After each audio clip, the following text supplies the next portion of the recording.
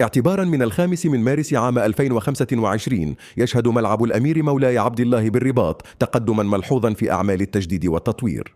تهدف هذه الأعمال إلى تحويل الملعب إلى منشأة رياضية حديثة تستوفي المعايير الدولية استعدادا لاستضافة كأس الأمم الأفريقية 2025 وكأس العالم 3030.